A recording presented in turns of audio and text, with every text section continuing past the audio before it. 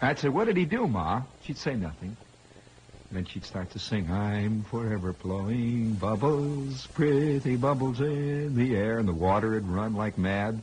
And you'd hear the coffee grounds bobbing up and down there in the sink strainer. They don't have sink strainers anymore, by the way. Have you noticed that? No, not real sink strainers. Those big white porcelain types with the holes in them, with the black rim around the edges, triangular shape, fit in the edge of the sink, was always loaded with potato peelings and slivers of Fell's Naphtha soap, that brown soap, with ground right into the soap, the coffee grounds and the grainy things and all the rest of it, threads and little bits of hair and wool and stuff. I'm forever blowing bubbles. She'd look out there at old Bruner, and Bruner was always fooling around on the back porch. He always was looking down in the hedges. He would grow hedges all the time around his porch, and he figured that tobacco juice was good for him. I'm forever blowing bubbles, pretty bubbles in the air. They fly.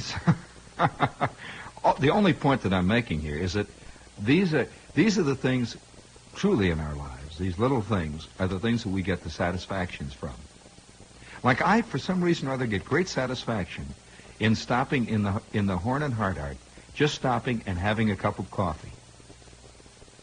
And just sitting over there by the edge and reading a magazine or something, and I'm drinking this, which is good coffee, and I'm just sitting there looking out at the crowd.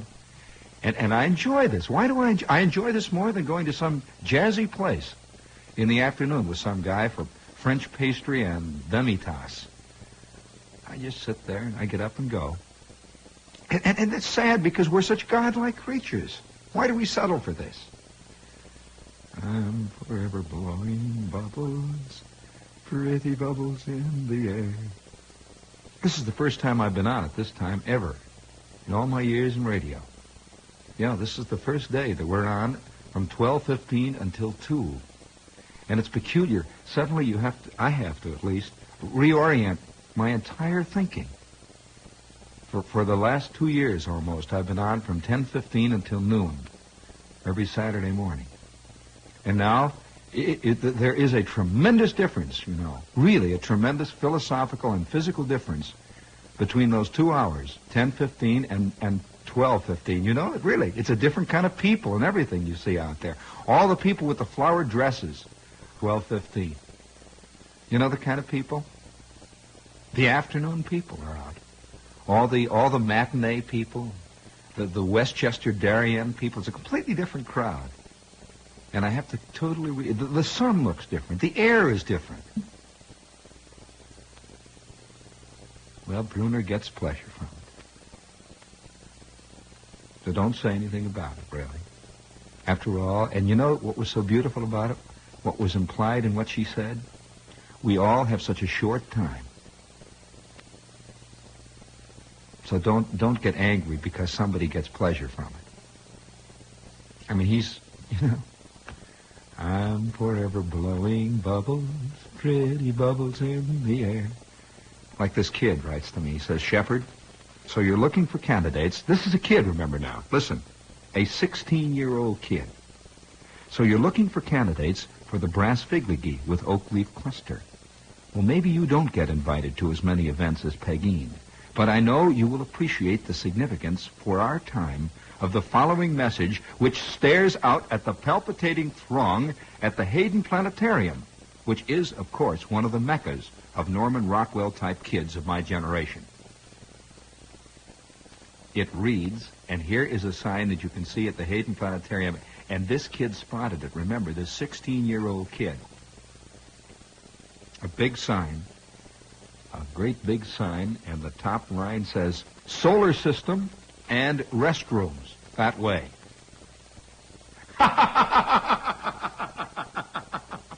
That's a fantastic sign.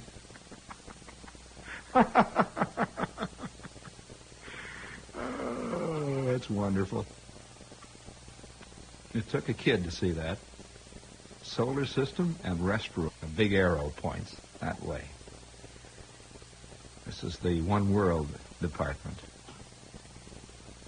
Also, the ridiculous and the sublime. solar system and restrooms. Do you understand the juxtaposition? Think about it.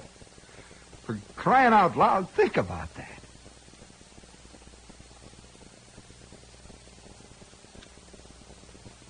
Think about that. And while you're thinking about that, may I insert an insidious message? If you girls listening are counting calories, or maybe just watching them slip by, then we've got fantastic news for you, and the news is Vegemotto. Vegemotto fresh vegetable juice cocktail. Solar system that way. This is a blend of tomato and vegetable juices. It comes in a can, and it's different from anything you've ever tasted, baby. Just imagine a juice that has a livelier flavor, more zing than tomato juice. Why, you can't imagine a thing like that. More zing than tomato juice. Just imagine. It's richer and heartier than any vegetable juice ever been concocted before. Well, that's Vegemotto. It's nourishing, low in calories, and it's got sock. It's the perfect way to ward off that mid-morning droop. What do you mean, mid-morning droop? It's Vegemotto. Look for the name Vegemotto. Take a few cans home. Serve it to your family. And I'm sure that you'll thank me for recommending it to you. Solar system that way. You see, in the middle of Paradise Lost, throwing in a plug for the Ford company. And this kid goes on to say, he says, you know what the kid goes on to say, he says, I've been a devotee ever since that day you heckled the mob at Queens College a couple of years ago. Oh, that was a wild afternoon. I'd like to go out there again. I found that of all the colleges that I've been, the most fist-fighting crowd of all is at Queens. I mean, they slug it out. He says, every Saturday morning, my father asks me what you're talking about. Well, of course, you see, son, fathers are a different breed. It's a completely different crew. And, you know, there is something that happens to a person after a certain point in life has been passed. We will not discuss it. That follows next semester. Next semester. Just put a note down in the notebook. That'll come up. He says, and I'm hard-pressed to tell him, even though I use trite phrases like, quote, describer of the passing scene, quote, the poor man's John Wingate. The fact is, however, he listens anyway and intermittently scowls at the world of Harold Monolith. Keep up the fight against pre-taped lives. The 16-year-old kid. You want to hear another kid? Listen to this kid out there fighting it out. A few weeks ago, you read on the air a letter describing this teenage chick's room with the picture of Jesus right there in with Elvis, Ricky, and whoever else happened to be popular at the time. The point of it all being that man has finally elevated himself to the level of his gods. Well, do you remember the scene? The kid wrote me a letter about his little cousin who was 14 years old. He went into her room one day to get something, and he walks in there, and he says on her wall were all these pictures of the current teenage heroes. There's Ricky, there's Dick Clark, there's Kooky, there's Fabian, and right down there in the corner is a picture of our Savior, looking exactly the same as they're all looking, with the same look over the whole business. It was a picture sent to her by some lumber company on a calendar, and she had put it up with Ricky and the whole crowd. And the kid says he turned around and he left the room, and he's walking downstairs, and he's thinking about that man has finally done it, has finally elevated himself to the status of gods. Really. It's a wild picture. Well, the kid goes on to say, this current kid, who is 19, by the way, he says, he's done it again, man has. From a Time magazine article about audio-visual education, and we quote, Marshall McLuhan, English professor at St. Michael's College, the University of Toronto, in a splendid flight of pedagogical rhetoric, added, and we quote, the dialogue between man and machine will replace the guided tours of data provided by the book. You catch the significance of that? The dialogue between man and machine. Dialogue means a two-way conversation. The dialogue between man and machine will replace the guided tours of data provided by the book. For in the dialogue There is no maintaining a point of view, but only the common participation in creating perpetually new insight and understanding in a total field of unified awareness. This is not gobbledygook, what he's saying. And the kid goes on to say, oh, yes, man, through discussions with his machines, is going to reach mutual understanding with them. Personally, I feel that nothing will come of this. The machine, having been created by man, will inherit all of man's sicknesses, and thus no understanding of any kind will ever be reached. So now that God, man, and machine are all part of the same cosmic caste, C-A-S-T-E, man has nothing to worship except himself, which I suspect he has been doing all along anyhow. Of course, this is part of the cult of psychiatry today.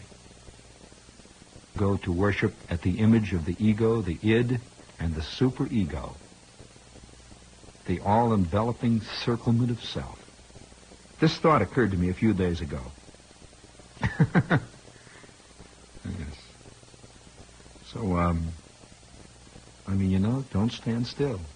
I want to show you the parallel now between these two letters, and here's a letter from a male, man-type, adult-type human being, who says almost the same thing. He says he works on a newspaper. He says, this morning I was working in the old bullpen here at the paper, taking some copy by phone from the Watanabe Drive-In Theater, when I stumbled upon the story of my life.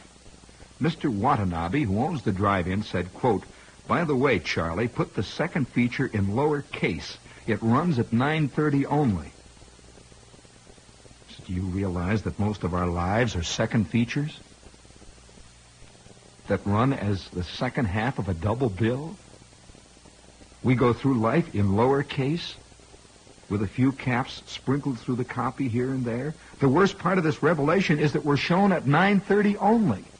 Frank and Gina, up there in the first feature, get a second chance, but relatively few of us ever reach the big time. If anybody comes in late, they never knew how we began and never understand our plot.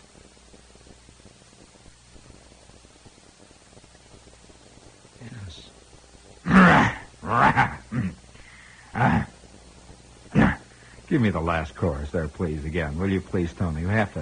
We have to get the clink. He gets pleasure out of it. He gets pleasure out of it.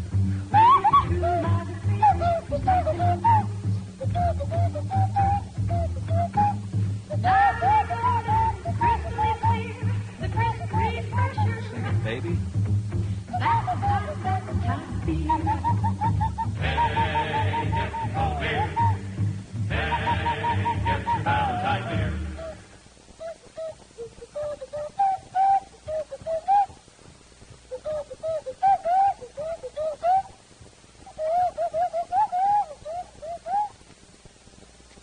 Say those unkind things. He gets pleasure out of it.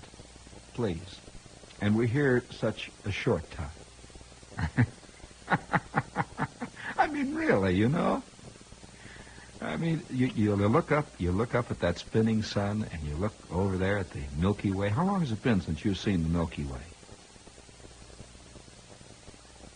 No, seriously, have you seen the Milky Way recently? Is it still out there? It was there when I was a kid, I know. I figure it must be. They talk about it on Long John's show a lot. No. I mean, it can't. Is it the same as it used to be? No. One of the things that I'm going to kind of have to admit here now, there's certain things you don't ever want to really admit. Is the Milky Way still there? Is the Big Dipper still there? Well, when I was a kid, I can remember very distinctly a very clear image of a thing that was, in a sense, one of the most humiliating of all my troubles that I had. Of course, as Sean O'Casey said, occasionally, if you take backward glances at the events that made you, you will find, in many instances, they are not the things that the analysts talk about. You know, I've had a little experience in this field. I've studied it from time to time, and I often feel that the real things that change our lives are not often the things that Freud talked about. Here, for example, is a scene now. I'm this Boy Scout. I'm in Scout Troop 41. I'm in the Moose Patrol. I am Assistant Patrol Leader. I am a second-class Scout. Yes, I'm second-class Scout retired, by the way. I retired with that life rank. It's sad in a way. Second-class Scout. Even at that age, you're given this terminology. You can't picture Gregory Peck ever being a second-class Scout, can you? I mean, second class. And so I'm the second-class Scout, and we are out on a field trip, on a hike. And we had this guy named Mr. Tompkins, who was our Boy Scout leader. And Mr. Tompkins had thick glasses, horn-rimmed glasses, and he was kind of balding on the top, and he was also, at the same time, a barber. And so every couple of weeks, he would put on his scout suit, we would put on our packs, and so on. And one of the big problems, by the way, I had was this was during the Depression. And we would get Open Road for Boys, and all these kids in the Open Road for Boys magazines had these beautiful scout uniforms. And all I had was a pair of high-water pants. You know what is it, a high-water pants? Did they ever call those pants? No, that's strictly a Midwesternism, I guess. Well, I'll leave it go at that. I'll let your imagination work on that one. I had a pair of high-water pants, and my uncle had given me a pair of World War I leggings, which I put around my legs, and they laced up the sides, and I had a pair of shoes, dyed brown, which I wore as my Boy Scout uniform, and a neckerchief, which was the only piece of equipment I had, a big thing that hung around your neck. And so we would go out on these field trips, and Mr. Tompkins would say, about 10 o'clock at night, when we're sitting around the campfire, he would say, we are now going out on a constellation tour. And we would go out into the woods, and we would look up at the sky, and we were supposed to identify constellations. And he would say, now, which one of you can identify the Big Bear? Now, point out the Big Bear to me. And I'd look, and I never once saw a constellation. I just saw stars up there, all those stars, and I never could see the constellation. And so I would ad lib, of course. He would say, and now, Gene, would you please point out the three little sisters to us? And I'd say, over there. Of course, I'm pointing at the sky. I'd say, up there. And somehow I was always able to get by with it. But I wonder whether anybody ever has seen the constellations, or whether they just figure everybody else does. And so they ad-lib it. It's like the whole world ad-libs the erroneous philosophy that they enjoy picnics. You know? The Pleiades. Oh, but this is ridiculous. I mean, the solar system and the restrooms are that way. There's the sign. It's no problem. You can find it. Just go on over there now. Quit shoving. Quit pushing. Always pushing, always shoving. It's like this picture that I saw in Life magazine. I couldn't help but recognize that. But these things just keep popping up. You can't stop it. There was a picture in Life magazine a couple of weeks ago. In fact, it was March 7th was the issue, that showed a group of salesmen had gathered at a dinner, and they were honoring the head man of the company or the department. And somehow somebody made a mask, one of these printed masks up of his face, and the whole crowd of them, about 400 of them it looked like in the picture, had their picture taken wearing the face of their boss. Awful thought. And there wasn't a single dissenter in the crowd. I looked at that, and first, of course, I just figured I was looking at a picture of the typical group of 20th century men. And then on second thought, I realized that I was. It's like this little ad. Do you ever look at want ads? Sometimes when you look at want ads, you can see the real tragedy of the human race. There's this little want ad in the Examiner. The San Francisco Examiner. Get that. A San Francisco paper that was mailed to me from San Francisco by a guy who picked this up, and he says, you can't miss it, Shepard. You got to look at this. Listen to this ad. And it's very serious. Under positions wanted, women. Lady wants to entertain you and cheer you up, playing piano and singing in 4 languages. Also teaches English to immigrants, improve your French, Dutch, German, and dancing lessons, singing and piano lessons. If no answer, call again. lady wants to entertain you. Wouldn't it be wonderful to hire this girl to sit in the corner and sing to you? And play her lute? It's like the old days, like the minstrels. Lady wants to entertain me. How about in the halls of Tara? This is WOR Radio, your station for news. You are tuned to 710 on your radio dial. Use as a viper. A viper. Oh, use as a viper.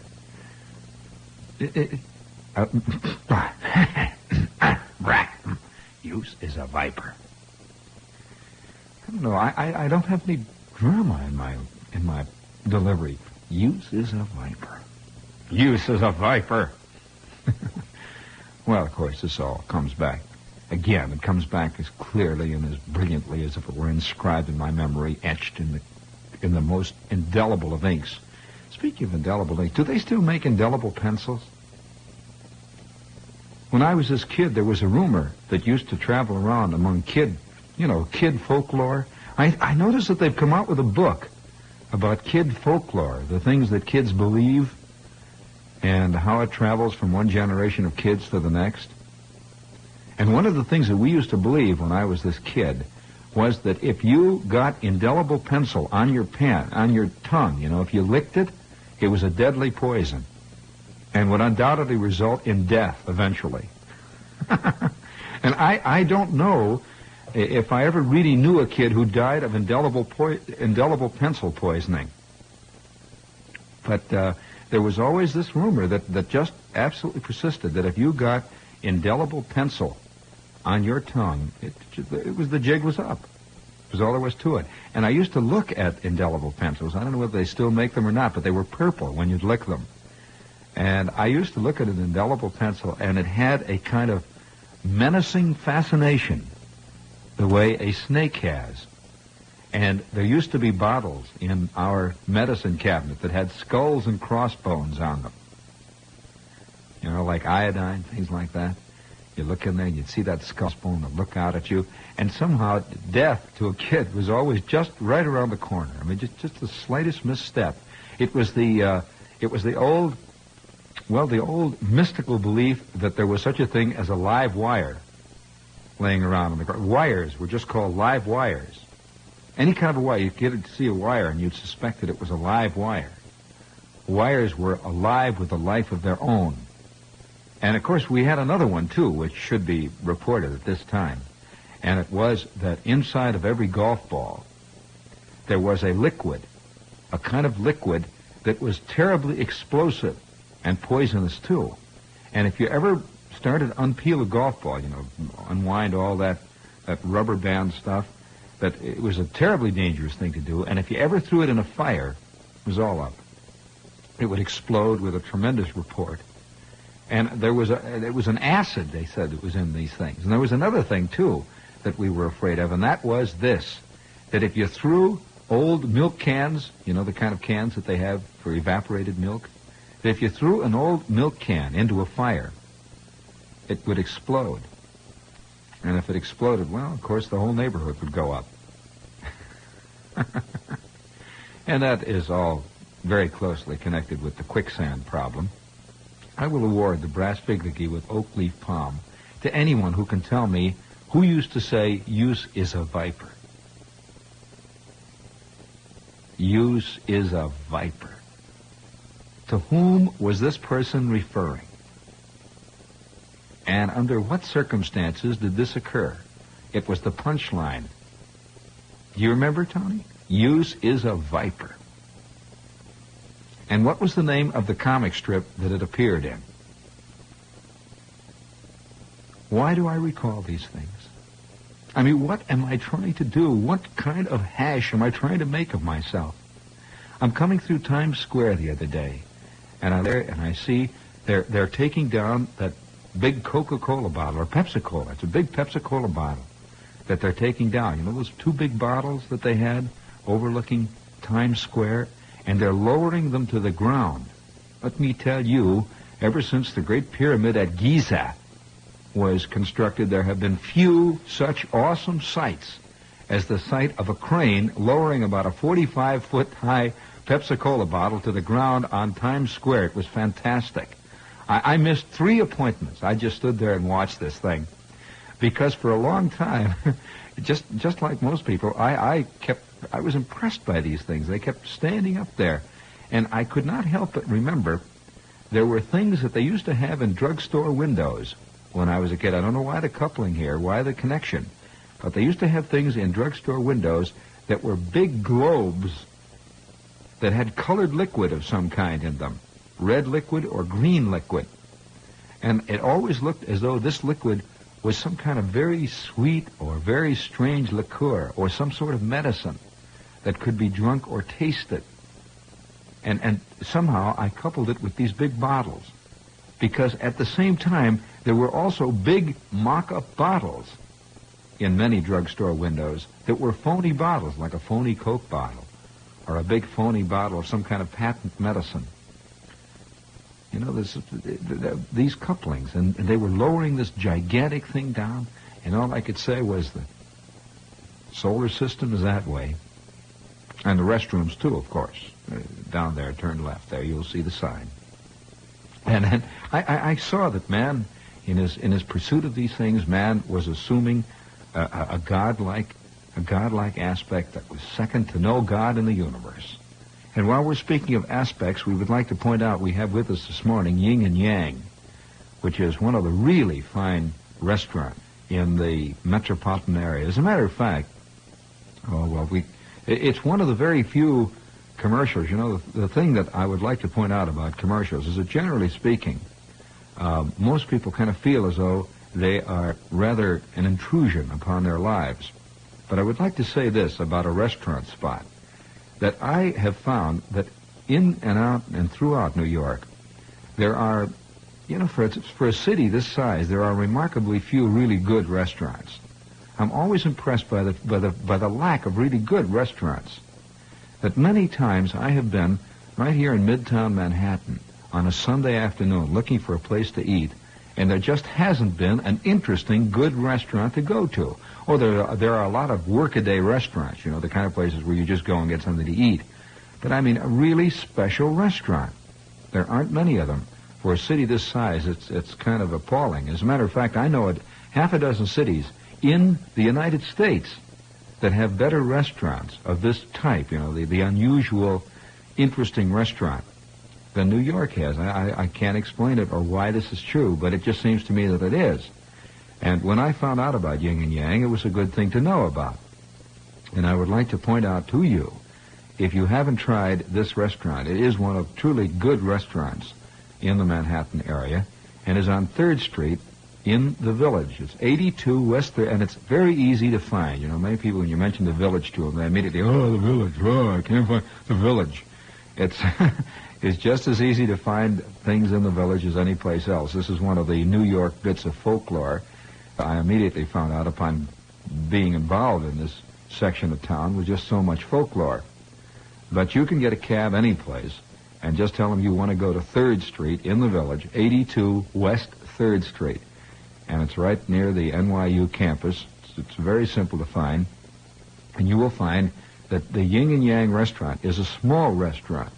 It's a very special restaurant, and it's truly an aficionado's restaurant. As a matter of fact, Gourmet magazine here a few months ago singled Yin and Yang out as one of the absolute finest Chinese restaurants in the entire United States. This is quite an honor. It is a superb restaurant, and you'll find also that it is extremely reasonable for the quality of restaurant that it is. The service is fine, and it's an exceptionally good restaurant. By the way, another interesting little thing, I was talking to Bill Chan, who runs Yin and Yang, and incidentally, if you're interested in what does Yin and Yang mean, it is an old Eastern philosophy of the opposites.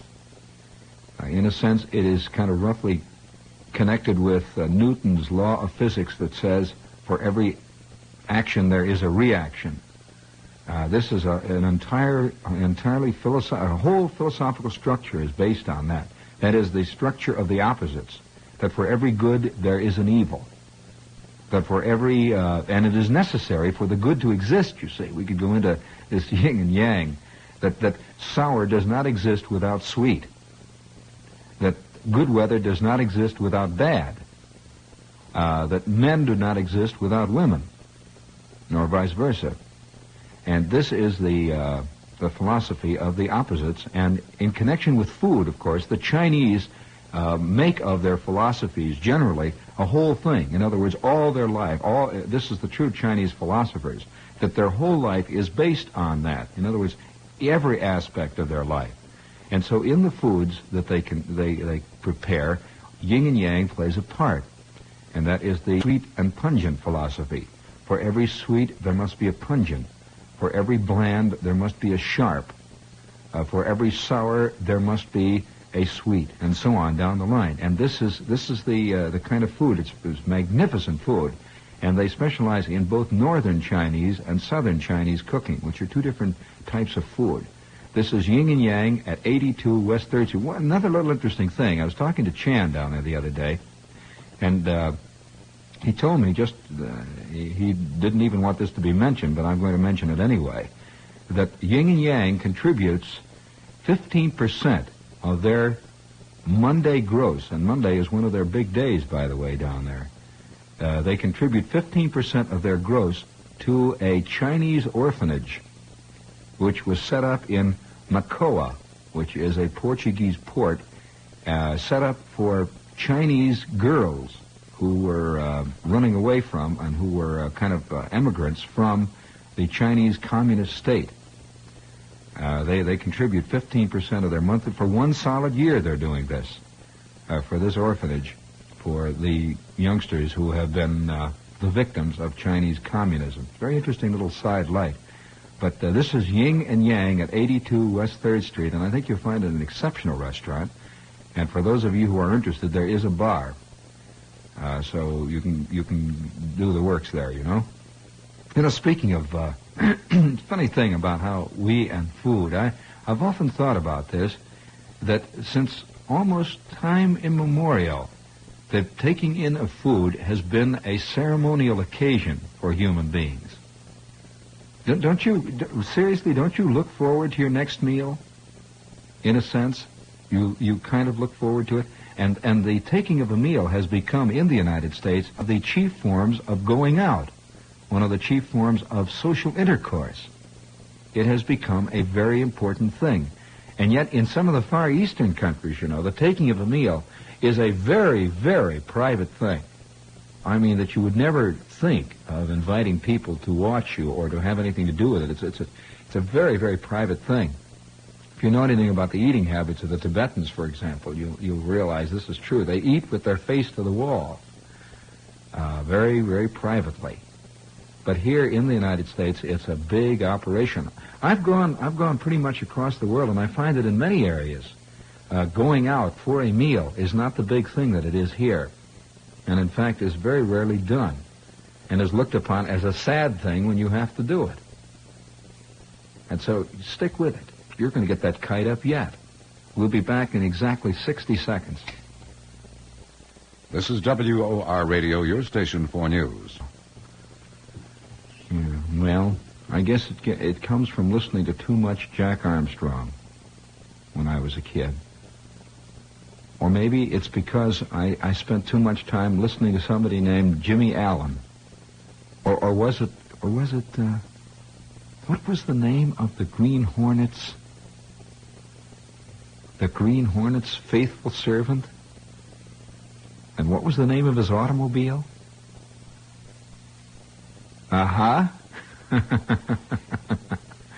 Yes. You see, the trouble is, I remember both of these things. I remember both of them. And once in a while, when things begin to get a little tough, when things begin to gather around and the storms begin to lash and the great crashes of lightning thunder over my head, I repeat to myself, Humphrey Dumpty sat on a wall. Humphrey Dumpty had a great fall. All the king's horses and all the king's men couldn't put Humphrey together again. I wonder what nationality Dumpty is. Sounds, but after all, he was an egg. I mean, well, it sounds Scotch to me. Humphrey Dumpty sat on the wall. Humphrey Dumpty had a great fall. And I can hear the sound of that Green Hornet's car. You remember the sound that it made? What was the name of that car? What was the name? You've got to find that name. Red sails in the sunset.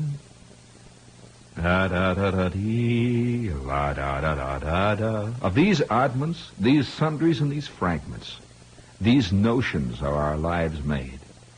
It's as though each one of us is a vast Woolworth containing all sorts of cut-rate merchandise of one kind or another. It's like when I was, because you find out these things very early in life. You do. Now, don't sit out there and say this guy's talking gibberish. I am not. Your life is made up of those bits and pieces, those little patchwork quilts, those little ends of string. When I was a kid, we had this dime store in our town, and it had traditional dime store woodwork. You know the kind of woodwork that dime stores have, that deep maroon, sort of mahogany-colored, varnished woodwork that all dime stores... Think about it. You mean you don't even remember the color of the woodwork in the dime stores? You don't remember the dime store smell? There is a dime store smell that is composed of cheap perfume, Band-Aids, peanuts being peanutted, hot dogs being hot dogged, a lot of people, the oil that they rub on floors, goldfish, canaries, the whole business. The other day, you know, I'm standing in the Woolworths right down here on 7th Avenue, and they've got a little collection of canaries there. And these canaries have a sign under them that says, guaranteed to sing. You ever have a feeling that you've got a sign under you that says the same thing? You don't remember the color of the woodwork? Well, I'll tell you, it was mahogany, and it was deeply varnished. And in this dime store, they had in the toy department a thing called the Special Prize Grab Bag. And it had a great big sign over it, the Special Prize Grab Bag. 25 cents, any prize is yours. Pick any package for a quarter. Any package at all. And this was right in the middle of the toy department. The toy department had all these wonderful things. It had big little books, you know, Little Orphan Annie and Daddy Warbucks books, Mickey Mouse books. It had things like guns that went into holsters. It had Buck Rogers Zap guns. How many of you remember a Buck Rogers Zap gun? It had Buck Rogers Zap guns. And it had, you know, all the stuff that toy departments have, which were wonderful at that time. But the most important thing that this toy department had was the grab bag. And, of course, I'm this kid, and Bruner and I keep going down there on Saturdays looking at this grab bag until one day we both have a quarter to spend. And we plunk it down on the grab bag. We give our quarter. This is, you know, it's terrible how you get euchred into life. It's awful how the traps are laying there. And we create them ourselves. We want them to be. You know, if you won every day on a horse race, you would have no interest in horse races. Not at all. And if you were told that you were going to live forever, absolutely without question you were going to live forever, something would go out of your life. You like to gamble on the chance that you will live forever. Everybody secretly, you know, has a suspicion that he is going to live forever. That the last minute this guy in a white coat is going to rush in, they have just discovered the serum. And he's going to make it, you know, forever and ever. So I'm down there with Bruner, and here is this grab bag. We both plunk down our quarters, and we go over and we look in. And, of course, here are the packages. They're all different sizes. There's little ones, and there's big ones, and there's flat ones, and there's round ones, and square ones. You see, this is all part of the trick. This is all part of the euchre game, the great shell game that most of us are involved in life. That these things come in indefinable shapes, and almost all of them look good. Almost everything that traps us in the end looks really good. And so we're looking at all these big shapes. And finally, this is a true incident, by the way. I finally picked a great big, long, flat one, because somehow it looked very official. You know, it didn't look cheap, this package. And they were all wrapped. And I gave her my quarter, and I could hardly wait to get out. I didn't want to open it in front of her. And I get out of the store, and I rip open the package, and it turns out, oh, gee, when I think of it, it turns out to be a book of Shirley Temple cutout dolls with dresses. Oh, boy. And I had a package of Shirley Temple dolls. And I couldn't stand Shirley Temple in person. And here I got a doll cutout book with her dresses and everything else in it. And so I'm riding on the streetcar home, and Bruner's sitting next to me, and Bruner got a knockdown dollhouse made out of cardboard. You know, that you put together. At least he could salvage something. He could pretend it was a garage. But what are you going to do with a Shirley Temple doll? What are you going to pretend she is? And it wouldn't do you any good anyway. It's only cardboard. And so I'm sitting in the streetcar, and I stuck it down in between the seat and the side of the wall. I didn't want to come home with a Shirley Temple doll. I just didn't want to bring it home. And I can remember the fantastic depression that I had over this thing. It's just a tremendous depression. And I went home. I sort of moped around, and my mother says, "What's eating you?" "Nothing." "Well, didn't you go downtown with Bruner today? Did you have a good time?" "Yeah." "Well, what's eating you?" "Nothing."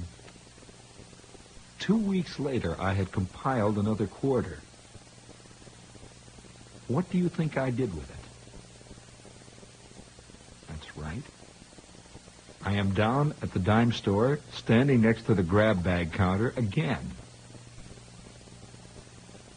Do you think that I bought a big little book that I wanted? A Buck Roger book? Nope. Did I buy a model airplane?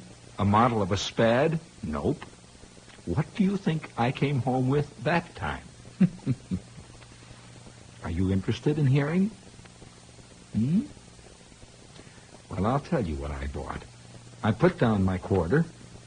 I'm standing there, and I said, I'm going to pick something small this time. Something small because I understand that good things come in small packages. We are so full of these trite aphorisms. So I give her my quarter. I'm looking through this mess, and I pick out a small package. And I open it up when I get outside, and what do you think? It turns out to be a string of beads. A string of red beads. All of my life, I have been standing next to grab bags. All of my life, I have been reaching in and hoping that it's going to work out. And if it hasn't worked out for you, friends, we would like to recommend that you fly the coop via Lufthansa. Lufthansa Airlines. They'll get you out of it.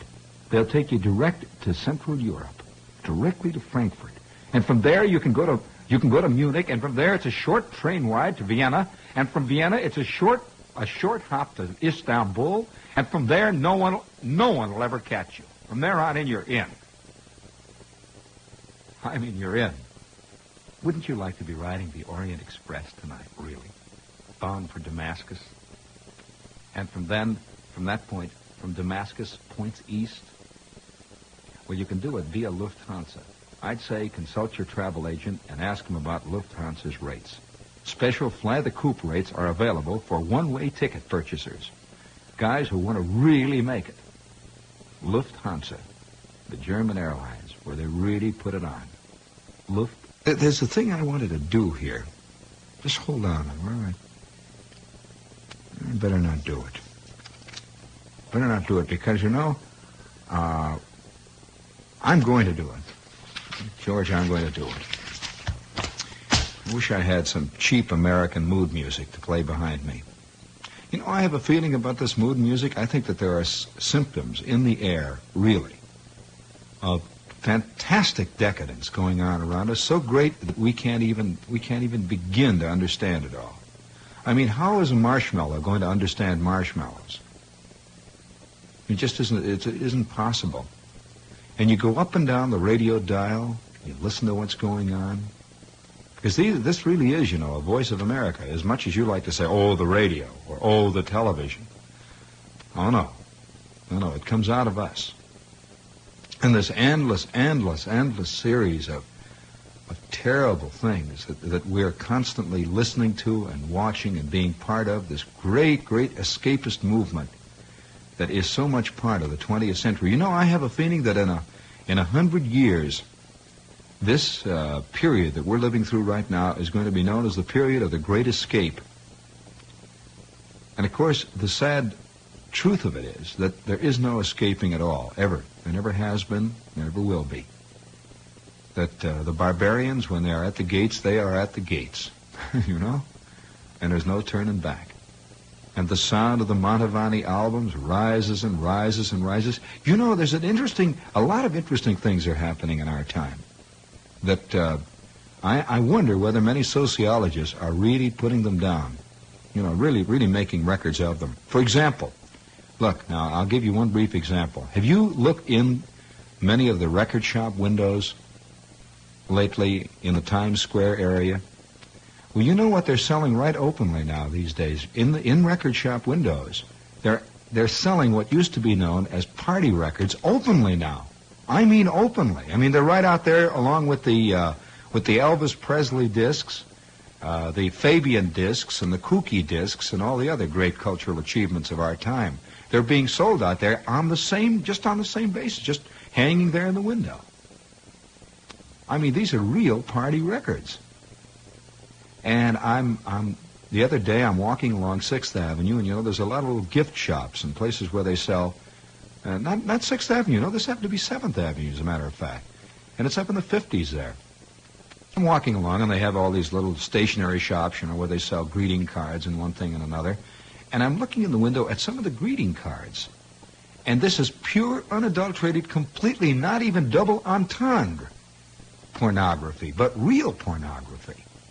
And it's right there in the window, along with Valentine cards, little cards with lace and hearts and Christmas cards and all the other things that we pretend that we believe in.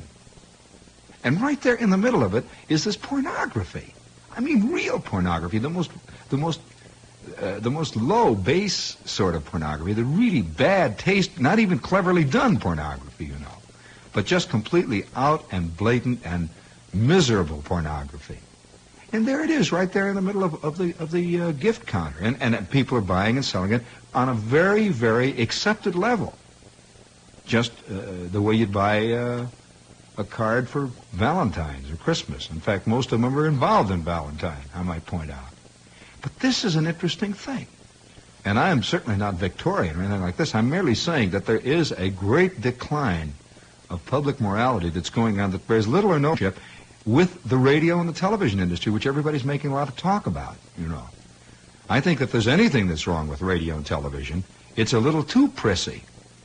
It's a little too namby-pamby and will not admit to the facts of life that exist.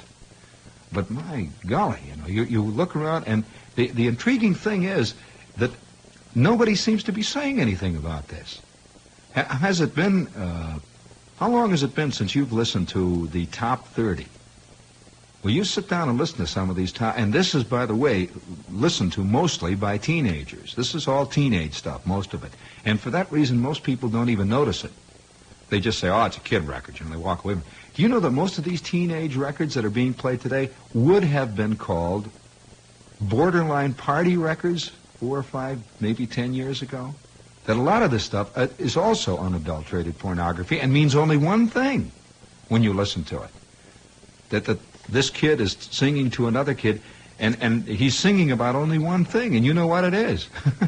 And it's 14, 15-year-old kids. And this is a fascinating thing that's happening to us. And it's happening on all levels and all fronts. Everywhere you look, it's beginning to show. And the intriguing aspect of it, of course, is that it has also permeated most of our mass mediums. I saw a play here a couple of weeks ago, which shall go unnamed, that was not, in any sense, it was not an obscene play. It had nothing to do with obscenity. It had nothing to do with pornography per se, but it was making something that was illicit and totally, I might say, dishonest appear beautiful. And on the basis of the beauty involved, it excused the transgression of a major law. This is pretty serious stuff, you know, when you're dealing with this. And I'm watching all these various things that are going on, and I'm thinking, by George, you know, old Nero must be putting in another string somewhere. Getting ready to play maybe the coda. He's finally approaching the end of his song. And all the while, as you go back and forth on the dial, you begin to see that there is a kind of faceless anonymity to so much of it. You hardly, well, here is an example. There's a major radio station here in town that has recently made a rule that there will be no talk other than straight news on their station of more than 20 seconds in duration. Think about that for a minute. Yeah. We are becoming so much afraid of hearing the human voice that we've got to constantly disappear into this music. And now what they have done is that even when they give the weather forecast and the news and so on, they have to put music behind it. The weather forecast has music going behind it. Somehow it becomes a show. Old Hurricane Effie has become part of the great big hit parade, you know, the whole business. And this is a real, to me, a genuinely fascinating phenomenon, all of this stuff. To watch this go on. I'm listening to one radio station the other day, and all they do on this radio station is give their call letters, play a record, read an announcement, give their call letters, play a record, read an announcement, give the time, give their call letters, give the temperature, read an announcement, play a record. Their entire programming consists of giving their name. And they give their name about 40 different ways. They sing it, they play it on drums, they send it out on Morse code, they have a chorus dance to it. You know, the sort of thing, it's what's called dynamic radio now. It would be as if every 30 seconds I would say, this is WOR, WOR, yes, to your friend station, WOR, boop, boop, boop, boop, boop, boop, WOR weather now, boop, boop, boop, boop, 39 degrees, WOR time, boop, boop, boop, boop, boop, boop, boop, boop, 10 minutes after 12, and now here's the WOR hit tune of the week. It's WOR, sung by Eddie WOR, ba, ba, ba, ba, ba, ba, ba, and it goes on like this, you know, on and on and on and on. And that's all they ever say all day long. It's as though mankind has nothing to say in our time. You know, radio is actually one of the prime method of communication in the world today, whether or not you as an American know it. Do you know that all of China, one of the great weapons in China today, unfortunately, is the radio? That for the first time in all history, all of China is being united by radio. That everywhere in China, people listen to the radio, and they are all learning one language. This is the first time this has ever happened. I mean, it's being done by radio. That 97% of the people in Russia do not have television. They only listen to the radio. That almost all of Europe is constantly involved in listening to the radio. And wherever you go, all over the world, you hear people saying things on the radio. A lot of the things they say are bad. A lot of the things they say are good, depending on your viewpoint. But they're saying things. You listen to the BBC, they're saying things on the radio. They really are, you know. You listen to Radio Luxembourg, you find they're saying things. You know, the best radio programming I've heard in many years was when I was in Munich. I was in Munich here a year or so ago, and I was listening to a portable radio I brought with me because I'm fascinated by what people are saying on the radio all over. This is where you really hear the voices of these nations, you know, not on television, but you hear the voices of all the nations going on all over the bands. That's why shortwave radio listening is so exciting. Do you know that some of the best radio programming I have ever heard was on, of all, the Voice of America, coming out of radio, out of Munich, being broadcast to all of Europe. This were radio programs all produced by America, by American radio performers and so on, and it was being broadcast to Europe, and it was not even recognizable as American radio. You really listen to fantastic programs, wonderful shows. And if there was a radio station in America that was doing this kind of stuff, people would listen to the radio. You couldn't get it anywhere else, you know.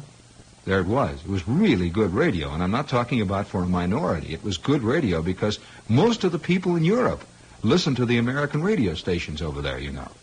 There are about 3 big radio stations that are run mostly by Americans, and they are really listened to. But here, when you're back in the States, you tune across the dial, and all you hear back and forth across the dial is music. And I don't care what kind of music you're talking about. I think a station that plays nothing but classical music is as bad as one that plays nothing but pop music. It's the same thing. It's just a record, you know. And you can say one is better than the other, but it still is escaping from that human voice, no matter how you cut it. That the human voice seems to be anathema to American radio, and certainly television. You don't hear any commentators of note on television. I mean, one escapist program after the other, and every Sunday afternoon there's a collection of panel programs where guys sit around and mediate and kind of smooth each other's ruffled feathers, and that's about the end of it. But there's really not much to listen to. There's so much noise going on, and so many lights and sounds and flashes and signs going up in front of us, but very little to hear. Go back and forth. You hear nothing but the music going on and on and on. And I think this is an interesting sociological phenomenon. I'm not certainly lashing out at the radio people or the television people, because this is what, unfortunately, America wants these days. And you're going to say, oh, no, we don't have any choice. But you do, you know, that this is a development of our time. It just is. And it's a fascinating thing that I do feel that today that we have advanced so much technically that we no longer have any real contact with one another. It's fascinating. They've worked in the opposite, you know. Instead of bringing us closer together, I think all of this technical communications equipment has taken us further apart as individuals. And I'll never forget the sight of this little short, fat man I saw a couple of days ago walking along 47th Street with a radio stuck in his breast pocket. Yeah, he has this little vest pocket radio, and he's got it plugged into his ear. And he's walking along down the street, and he has this thing turned all the way up, and you know how these little earphones rattle. And I could hear this rock and roll tune. It must have been rocking through his head at about 900 dBs. This was a grown-up man. And his wife is walking alongside of him, absolutely stone-faced and silent. They had nothing to say to each other. Just the way two people sitting in front of a television set watching Paladin have nothing to say to one another.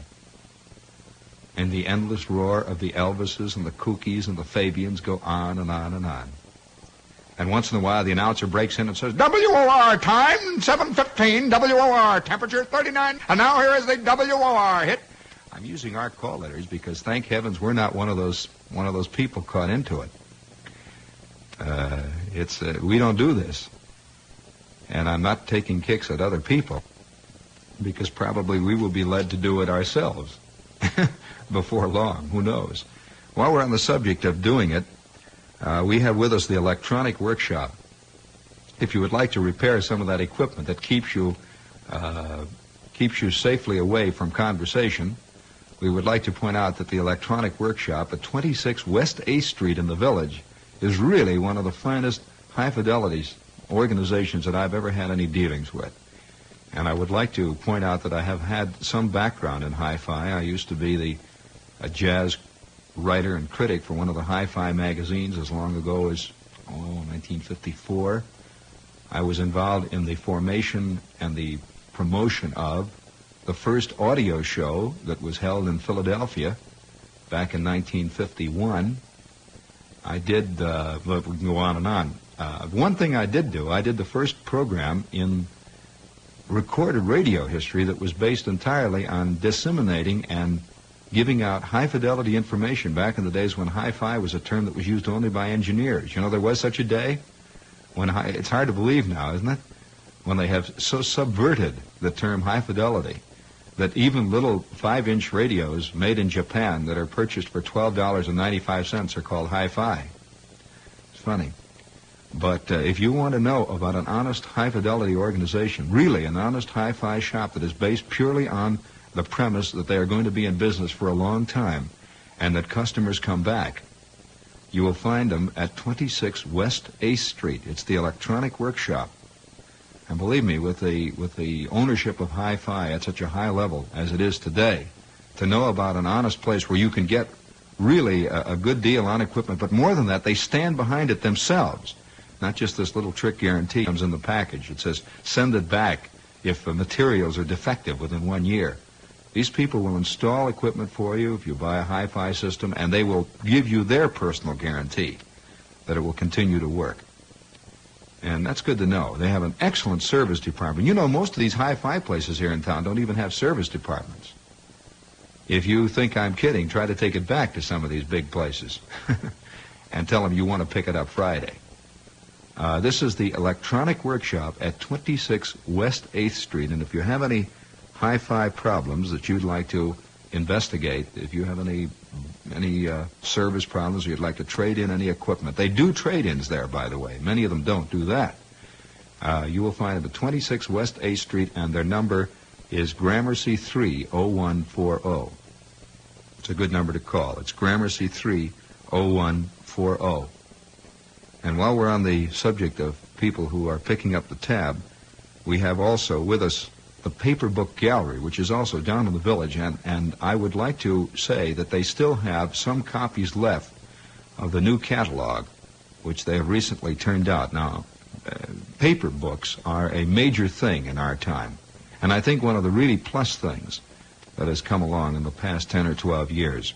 And the Paper Book Gallery is one of the organizations largely responsible for the great success of quality paper books in the United States. They really are a big, swinging group, and if you're going to make the village scene this week, I would suggest you visit Sheridan Square if you're going to be down in one of the off-Broadway theaters, and you'd like to spend an hour or two in something that really has a strange atmosphere, a world all of its own.